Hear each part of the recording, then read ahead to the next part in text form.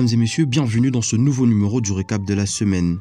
On débute ce récap de la semaine avec de la politique. Sachez que le président de la République démocratique du Congo, Félix-Antoine Tshisekedi Tshilombo, a présidé ce vendredi 10 novembre 2023 à la cité de l'OUA la 119e réunion du Conseil des ministres, soit sa toute dernière en casquette de chef de l'État. D'après une dépêche de la presse présidentielle, les membres du gouvernement s'apprêtent à se déployer en province pour la campagne électorale. Ils vont solliciter le suffrage en faveur du président de la République, Félix Tshisekedi. À une semaine du coup d'envoi de la campagne électorale couperée législative et présidentielle, les membres du gouvernement sont partagés entre la gestion de leur propre portefeuille et de la campagne. Conformément à la Constitution et par la jurisprudence, les ministres candidats peuvent garder leur poste ministériel pendant la période de campagne, mais ils ne doivent en aucun cas utiliser les moyens de l'État pour leurs propres fins. Pour rappel, la campagne électorale va débuter le dimanche 19 novembre et prendra fin le lundi 18 décembre prochain. Le vote, quant à lui, est prévu pour le mercredi 20 décembre 2023. Lors d'une cérémonie qui s'est tenue le vendredi dernier à Kinshasa, le Conseil supérieur de l'audiovisuel et de la communication CESAC a défini les modalités d'organisation des émissions de campagne pour l'élection présidentielle de 2023 en RDC. Le président du CESAC, Christian Bossembe, a précisé les règles du jeu médiatique à suivre. Il a indiqué par ailleurs qu'il n'était pas interdit pour les candidats de confronter leurs projets lors des débats télévisés ou radiodiffusés. Après tirage au sort, les émissions vont débuter ce mercredi 15 novembre dans un ordre bien établi.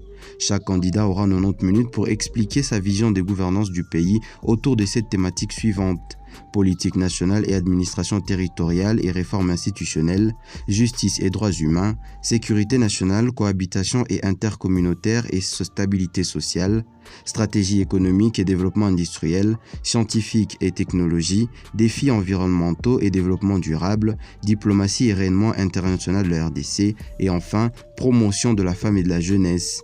Ils seront interviewés par 12 journalistes qui sont Christian Lusakwenu, William Kalingai, François Bouela, Oscar Mbal, Rachel Kitita, Achille Kadima, Thierry Kambundi, Jacques Moulouba, Amina Bayombo, Albert Kambale, Benjamin Yogelelo ainsi que Patrick Mulunda Banza. Denis Kadima, le président de la Commission électorale nationale indépendante CENI, actuellement en séjour à Séoul, en Corée du Sud, depuis le lundi 6 novembre dernier, a exprimé sa détermination à organiser les élections dans les délais prévus. Le chef de la CENI séjourne à Séoul afin de superviser la finalisation de la production du matériel électoral commandé à la société coréenne Miro System. Face aux inquiétudes concernant un éventuel report lié au déploiement du matériel électoral, la CENI souligne qu'elle dispose des ressources nécessaires pour mener à bien sa mission. Denis Kadima demande à ceux qui ont encore des doutes de se préparer en vue de participer à ces élections combinées.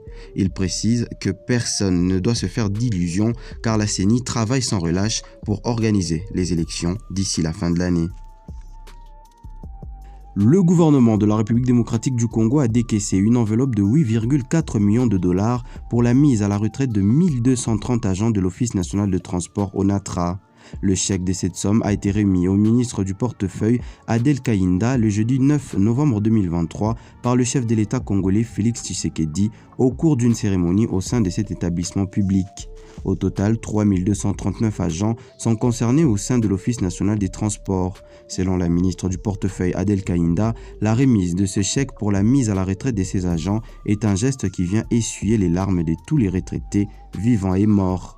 Pour sa part, le directeur général de l'ONATRA, Martin Lukusa, a salué le geste du président de la République, Félix Tshisekedi, tout en plaidant pour un aboutissement heureux du processus en cours. Le chef de l'État Félix-Antoine Tshisekedi Tshilombo a dévoilé la statue de Papa Wemba ce mercredi 8 novembre 2023, érigée au croisement des avenues du Stade et Oshwe à Matongé dans la commune de Kalamu.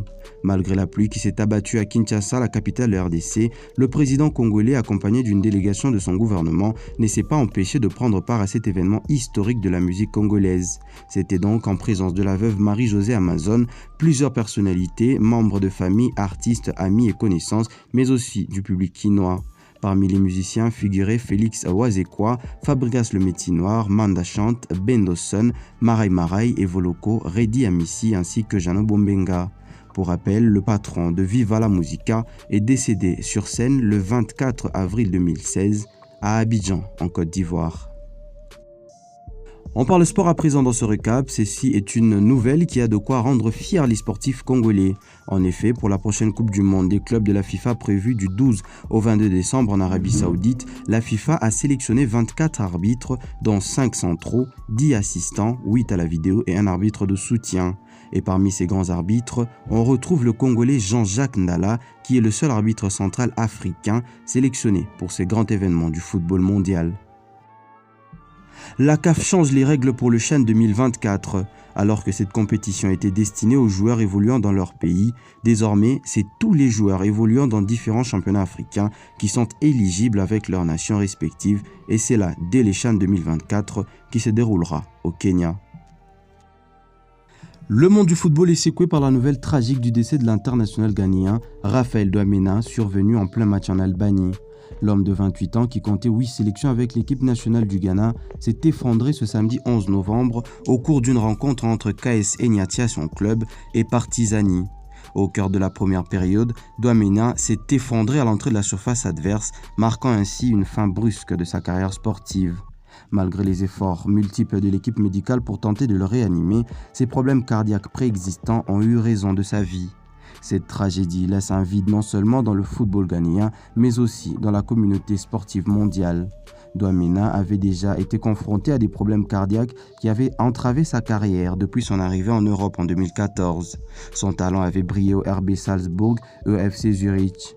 Toutefois, des problèmes de santé l'ont forcé à annuler un transfert à Brighton en Angleterre en 2017 et à subir l'installation d'un défibrillateur cardiaque automatique pendant son passage au Real Zaragoza en Espagne.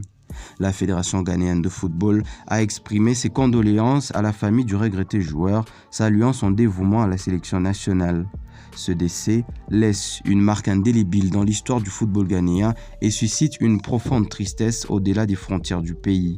Les fans, les coéquipiers et les amateurs de football pleurent la perte d'un talent prometteur qui s'est éteint tragiquement sur terrain.